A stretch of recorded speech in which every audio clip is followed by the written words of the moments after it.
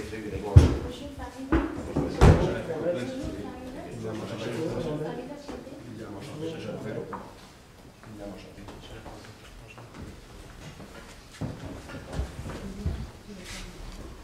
Bonjour à tous. Alors, d'abord, je vais vous demander d'éteindre vos téléphones cellulaires, moins la sonnerie, d'énormément. Bienvenue à la présentation des finances de marché, première de la journée. Alors, est-ce que vous pouvez les en français ou en anglais?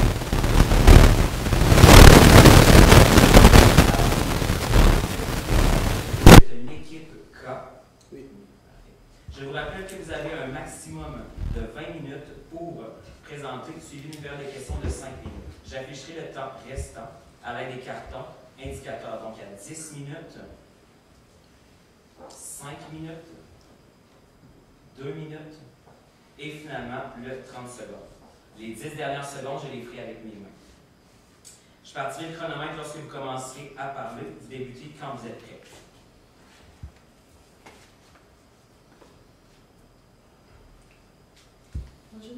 Bonjour messieurs, nous sommes heureux d'être présents ici aujourd'hui et merci de nous avoir sollicités. Nous sommes présents aujourd'hui parce que vous avez demandé à ce qu'on puisse se pencher sur certaines questions concernant la situation financière et celle d'entreprise de M. Normando. Nous nous sommes penchés sur ces questions et bien entendu vous nous avez confié plusieurs mandats. Quels sont ces mandats? C'est pour pouvoir développer une politique de placement, c'est-à-dire d'investissement qui va pouvoir répondre à vos besoins. Ensuite, de pouvoir faire une analyse de votre portefeuille et de pouvoir trouver une meilleure allocation. Et par la suite, on va essayer de vous exposer certains besoins de gestion de risque par rapport à votre portefeuille. Comment ça va se passer? On va d'abord faire une mise en situation, rappeler un peu le contexte et on va vous exposer la politique d'investissement qu'on vous propose. Ensuite, faire une analyse de votre portefeuille et aussi on va exposer le projet de Madame Levesque qui est aussi intéressée à investir. Et on va aussi faire un meilleur choix du gestionnaire en question pour pouvoir ensuite faire exposer les besoins de gestion et faire quelques recommandations très importantes à la fin. C'est quoi le contexte? Monsieur Normando il est président d'entreprise. L'entreprise c'est Équipement agricole Normando. Pardon. Et puis vous êtes bientôt vous êtes proche de la retraite et vous voudrez protéger votre capital et vous avez demandé de pouvoir trouver un meilleur portefeuille, un meilleur système d'investissement pour pouvoir sécuriser votre capital. Et quant à Madame Levesque, vous êtes nouvellement retraitée, vous avez certaines notions déjà concernant la finance et vous désirez créer un organisme et pour pouvoir créer cet organisme, vous avez des besoins de 250 000 $. Et pour cela, vous avez besoin d'un projet qui va vous permettre d'avoir des rendements pour pouvoir poursuivre votre projet à long terme. Donc, pour commencer, vous avez demandé de regarder un peu l'allocation de votre portefeuille personnel, considérant le choix de vos actifs financiers. Donc, mon équipe et moi-même, nous avons fait dresser une liste des anticipations économiques qui pourraient influencer justement votre portefeuille. Donc, ce que nous avons trouvé intéressant et important à dire, c'est que le taux à terme est plutôt stable, le taux de 1 an est plutôt stable. Donc, on estime qu'aux États-Unis et au Canada, il va rester entre 0,5 et 1,5 %. Aussi, on a remarqué que pour les anticipations, il va y avoir un écart entre les obligations, l'écart va être réduit entre les obligations gouvernementales et les obligations corporatives, ce qui va venir changer un peu notre politique par rapport aux investissements dans le marché obligataire. Troisièmement, nous avons aussi anticipé une faible dépréciation du dollar américain qui aura sans doute des effets sur le marché des actions américaines. Et pour finir, nous savons que nous anticipons une hausse de la volatilité dans les marchés européens. Donc, pour commencer, la première petite modification que nous avons faite, c'est que nous avons remarqué que votre propension de liquidité est un peu trop élevée dans votre portefeuille. Actuellement, elle se situe autour de 15 % Et puisque vous êtes propriétaire d'une grosse entreprise et que vous puissiez vivre sur les dividendes de votre entreprise, nous vous suggérons de réduire ce montant-là peut-être à 5 pour ainsi prendre le 10 de trop et l'investir dans le marché obligataire. Pour ce qui est de notre deuxième point, les actions américaines sont un peu trop importantes dans votre portefeuille et vu l'anticipation, la baisse anticipée du marché américain, nous vous suggérons de peut-être revoir l'allocation pour ce qui est des actions américaines, quitte à peut-être augmenter votre part de marché dans les actions canadiennes.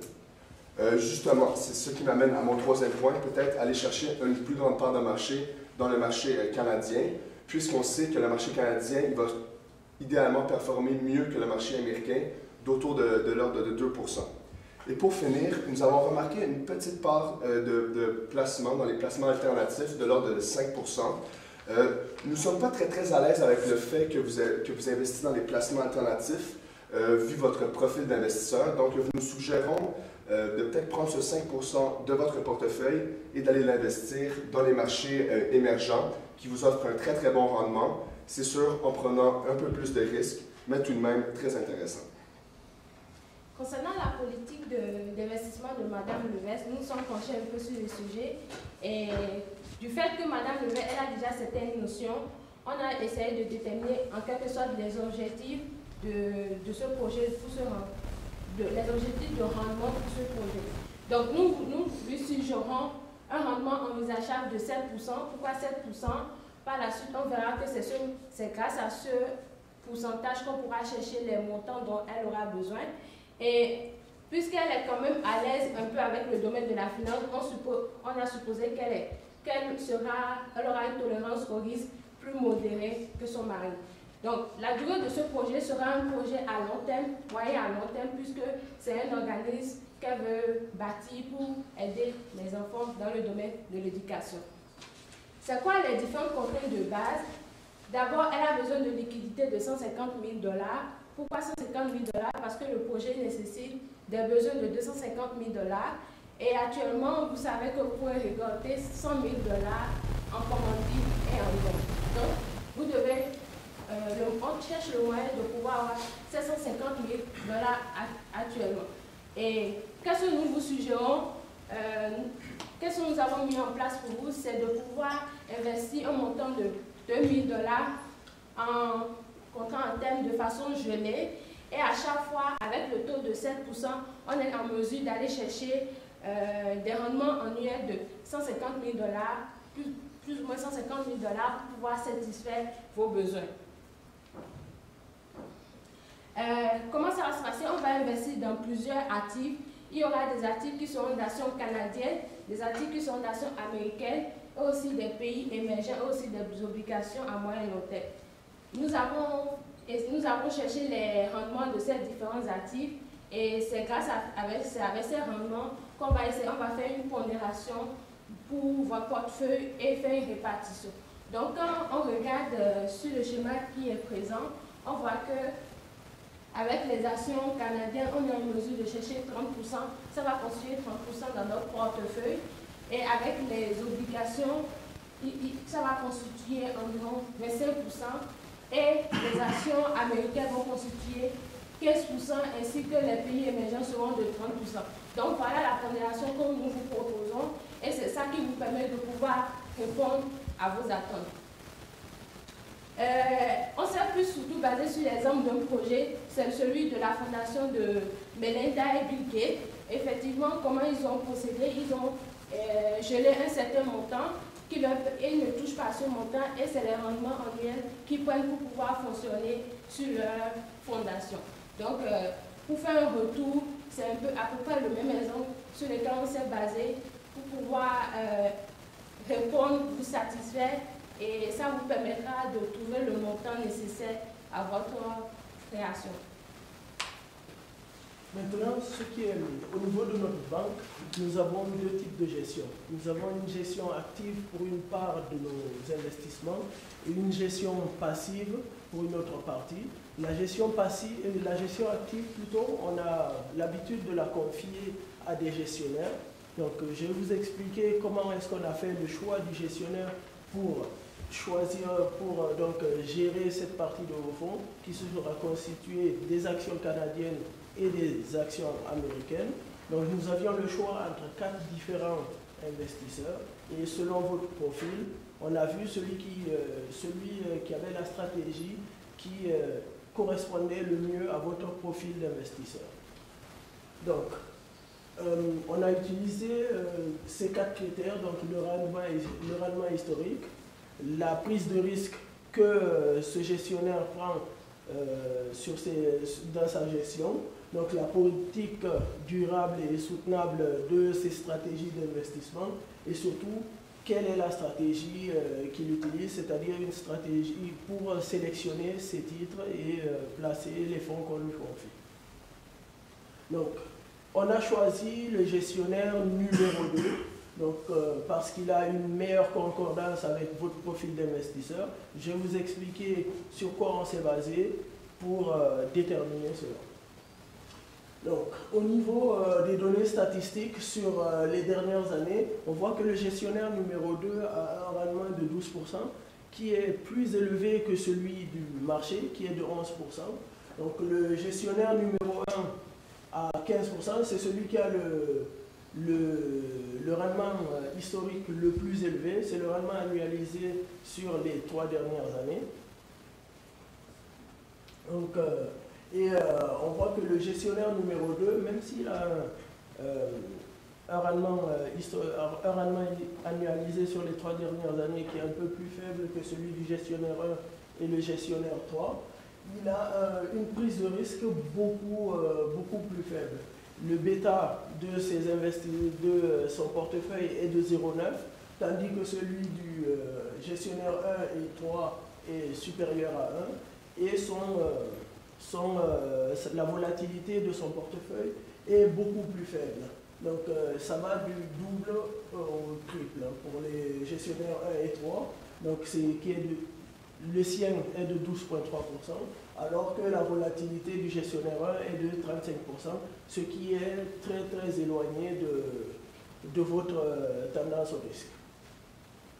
Maintenant, concernant l'alpha de Jensen, on voit que le gestionnaire 2 a un alpha de Jensen de 2%, ce qui donc ça prime son surplus de rendement par rapport au rendement attendu de son portefeuille est de 2%. Et le tracking error, en fait, c'est la mesure de la volatilité entre la différence de rendement de votre portefeuille et celui de marché, et celui de l'indice de référence plutôt. Il est de 1,20%, c'est le plus faible de tous les gestionnaires, ce qui vient encore confirmer que sa prise de risque, la volatilité de son portefeuille est très faible par rapport aux autres, avec un rendement convenable qu'il a, qui est bien supérieur à celui du marché. Donc, pourquoi c'est un choix judicieux? Comme je vous ai dit, le rendement est de 12%, le bêta et la volatilité est faible, donc il a un meilleur ratio de capture à la baisse. Son ratio de capture à la baisse est à peu près de 50%, tandis que les autres est de 90%, c'est-à-dire que lorsque le marché est baissier, il fait moins de pertes, beaucoup moins de pertes que le marché.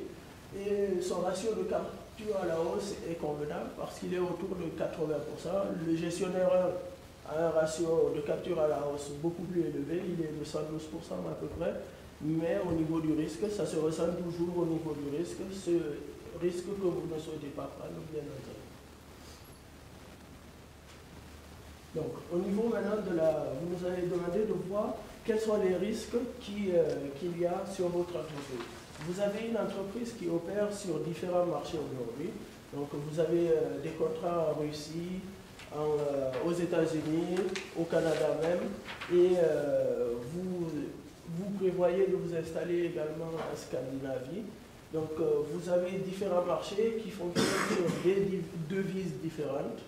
Donc, vous êtes aux États-Unis, vous avez le dollar US, au Canada, donc c'est la devise de vos livres.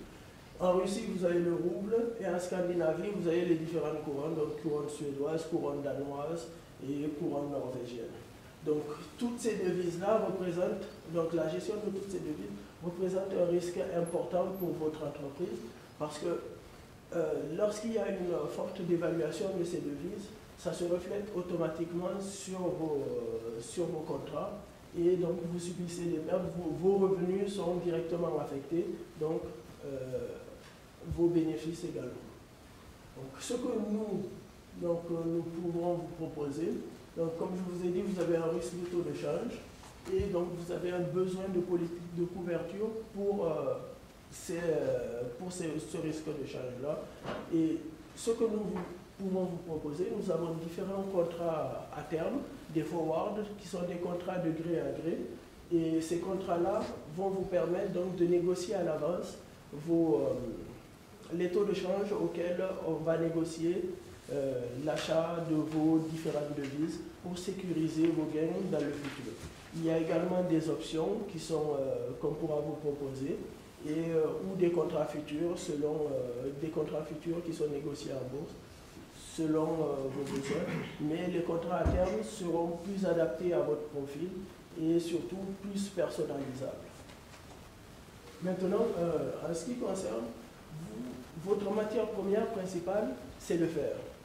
Pour fabriquer vos machines, vos souffleuses ou vos machines agricoles, vous utilisez beaucoup de fer. Dans 7 mois, vous aurez besoin de renouveler votre stock qui est de 10 000 tonnes. Donc 10 000 tonnes, aujourd'hui le taux spot est à 45 $. 10 000 tonnes, ça vous fait 450 000 $. Ce n'est pas négligeable sur vos coûts. Donc vu que c'est la matière première principale de votre entreprise, c'est un coût qu'il va falloir maîtriser. Qu'est-ce que je vous propose? Qu'est-ce qu'il y a en ce moment? Donc vous avez les actions qui sont des calls ou les futurs. Donc, la différence entre les actions et les futurs, c'est que les actions il faut payer une prime de départ, donc il faut la financer. Vous avez l'avantage donc il faut payer les primes. Il y a l'exercice de ces options est optionnel, c'est-à-dire qu'à l'échéance, si le prix d'exercice ne vous satisfait pas, vous n'êtes pas obligé d'acheter la matière première à ce prix-là. Et les gains sont illimités, par contre les pertes sont couvertes et très limitées. Maintenant, les contrats futurs qui sont aussi négociés en bourse comme les calls, il n'y a aucune prime à payer. C'est juste à la fermeture du contrat que vous devez payer vos primes. Donc l'exercice par contre est obligatoire. Que ce soit un gain avantageux pour vous ou désavantageux, vous serez obligé de payer le fer au prix qui a été négocié au départ. Les pertes sont limitées, les gains également. Donc, maintenant, pour la couverture, vous avez besoin dans 7 mois de 10 000 tonnes de fer. Chaque contrat, que ce soit les options ou les futurs, couvre 100 tonnes. Il y a 100 tonnes ils ont une taille de 100 tonnes par contrat. Donc vous aurez besoin de 100 contrats, ce qui couvrira vos 10 000 tonnes, et donc votre risque total sera entièrement couvert avec ces contrats-là. On a fait une simulation donc, pour la couverture avec le call, en imaginant que le prix spot dans 6 mois donc, sera de 45, 55, 60 ou 70 $. Donc en prenant un prix d'exercice de 55 $, la prime que vous aurez à payer sera de 3 $ à la signature du contrat. Donc le payoff, en cas si le prix spot est inférieur au prix d'exercice, sera de 300 $. En fait, vous allez perdre la prime que vous avez payée et vous payerez uniquement le prix spot parce que vous n'allez pas exercer ce contrat-là vu qu'il n'est pas à votre avantage, et votre coût total sera de 450 300 $ au lieu de 550 000 avec Donc, vous voyez que si le prix du call augmente, vous serez totalement couvert parce que vous êtes à 55 300 $, quel que soit le prix au-dessus de 55 $. Donc, par contre, pour le futur, que le prix spot soit inférieur ou supérieur au prix d'exercice, vous êtes totalement couvert et le total que vous aurez à payer est de 550 000 $. et ce qui vous fait donc parfois une perte de 10 000, de 100 000 ou un gain. Donc nous, notre recommandation ici sera de vous couvrir avec l'école, parce que le prix de l'option n'est pas très élevé, mais vous pouvez profiter de tous les gains qui s'offrent à vous en cas de baisse du prix du fer. Pour mettre fin à notre présentation, nous avons cru bon faire un petit retour sur les aspects importants dont nous aimerions vous faire part pour vos futurs mandats. Donc, premièrement, pour la politique de placement pour M. Normando, donc le but c'était de réallouer les placements. Donc, surtout côté liquidité, on vous suggère de peut-être limiter un peu les liquidités, augmenter votre part dans les actions canadiennes vu leur bon rendement. Aussi, on a pris en compte les anticipations des banques centrales. Pour ce qui est du projet de Mme Lévesque, le projet pour aider les jeunes enfants, nous avons cru bon de geler un montant total de 2 millions avec lequel vous pouvez prendre le rendement et l'utiliser pour les services. Pour ce qui est du choix du gestionnaire, nous croyons sincèrement que le gestionnaire numéro 2 pourrait répondre à vos attentes le mieux possible, vu votre aversion au risque et vu aussi le rendement que vous pouvez aller chercher. Et pour terminer, pour la gestion du risque pour les équipements, nous préférons l'utilisation des câbles pour profiter des gains et aussi pour le faible coût que ça vous rapporte. Merci beaucoup. Merci beaucoup, Mohamed, Farida et Aurélien. Bon travail. Belles étapes à 30%, c'est agréable à regarder. Je vais laisser mes collègues commencer avec des questions. Moi, j'aurais une question sur. Je ne sais pas si vous parlez avec les micros, là. Mais j'aurais une question par rapport à votre exposition au marché émergent. Pourquoi 30%? Pourquoi 30%? Bien, dans le fond, qu'est-ce que les marchés émergents, on sait très bien que le rendement est plus intéressant. On parle ici d'un rendement de 12%.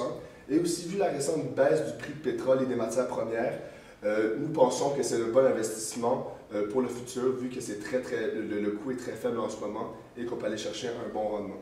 Vous ne pensez pas que c'est trop risqué pour une fondation d'investir dans les marchés volatiles comme les pays? C'est sûr que ça va chercher un peu plus de risques, mais vous nous avez dit, votre femme nous a dit que, vu qu'elle se connaît un peu bien, elle se connaît bien dans les marchés financiers et qu'elle est prête à aller chercher un peu plus de risques, ben nous croyons que le 30% est très soutenable et vu aussi la prise de l'allocation dans les obligations, mais c'est sûr que ça vient limiter la volatilité pour créer un effet de balancier. J'aurais une autre question, étant donné que ces investissements sont très concentrés dans une seule entreprise canadienne avec une exposition à la Russie. Pourquoi vous augmentez le pourcentage d'actions canadiennes et que vous diminuez le pourcentage d'actions américaines? Dans le fond, nous, qu'est-ce qu'on va aller chercher avec le rendement, les actions canadiennes? On va aller chercher un rendement de l'ordre de 7%. Nous avons deux raisons principales pour qu'on veut un peu limiter notre allocation pour les actions américaines.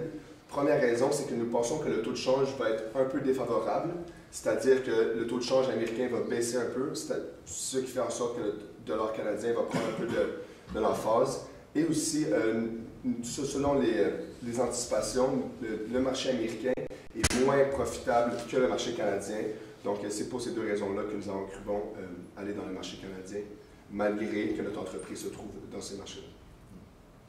Moi, je poursuivrai sur le même point. Comment ça rentre dans la gestion de portefeuille, le transfert de propriétaire de l'entreprise, ainsi que la nature même de l'entreprise, de la machinerie agricole Normando. Comment est-ce qu'on insère ça dans notre calcul de fonds? Bien, pour ce qui est du transfert pour les entreprises, M. Normando nous a fait part que à son décès et au décès de sa femme, il voulait aller donner la compagnie à ses enfants et à ses petits-enfants. Donc, pour ce qui est du transfert, c'est sûr qu'il faut trouver un profil d'investisseur. Chaque personne a une proportion de risques différents. M. Normando, lui, il préfère prendre des risques très très faibles, tandis que la femme, peut-être, elle peut aller chercher un risque un peu plus élevé. Pour ce qui est des enfants, lorsque la compagnie va appartenir à eux, c'est sûr qu'on va discuter avec eux, voir c'est quoi leurs attentes par rapport à ce qu'ils veulent aller chercher. Et nous allons être en mesure de réallouer les ressources dépendamment de leurs attentes. Il faut aussi préciser que les deux, en fait, là on parle de l'investissement de M. Normando lui-même, ce qui n'est pas inclus dans son entreprise. Ce n'est pas un placement qu'il détient au sein de l'entreprise, c'est complètement séparé de son entreprise elle-même. Donc l'entreprise, elle fait fait ses activités régulières et son investissement lui sert à lui pour générer des bénéfices et surtout assurer ses besoins financiers à sa retraite plus tard. Mais avec quoi est-ce que M. Normando va faire son épicerie quand il va être à la retraite? Avec les dividendes. Avec les dividendes. Il a une grande part de dividendes, donc on a vu qu'il va garder quand même 40% de l'entreprise après sa retraite, après avoir cédé ses parts à son fils et à sa fille. Donc son fils deviendra actionnaire majoritaire. Donc avec ces dividendes-là, vu que c'est une entreprise très profitable qui a été créée au 19e siècle, donc elle a quand même une certaine maîtrise de ses opérations. Avec ses prévisions d'expansion, on assume que les dividendes suffiront largement à couvrir ses besoins quotidiens. En plus, M. Normando a précisé qu'il vit assez modestement, lui et puis sa femme, donc il ne sait pas comme s'ils avaient fait des dépenses assez énormes. Donc lui-même a précisé que les dividendes, ceux dont il pourrait percevoir à sa retraite, lui seraient vraiment suffisants pour pouvoir vivre. Puisque vous avez dit que M. Normando n'avait pas besoin de liquidité à cause de son entreprise, pourquoi vous n'avez pas considéré les placements alternatifs qui ne sont pas liquides mais qui auraient permis peut-être de diversifier et réduire le risque de marché du portefeuille? Étant donné qu'on n'avait pas beaucoup de précisions sur les placements alternatifs, en général, on négocie au niveau de différentes banques qui peuvent investir soit dans l'immobilier ou d'autres actifs plus risqués. Donc on avait vraiment besoin de savoir ce qu'il y avait dans ces placements alternatifs-là pour mieux le conseiller.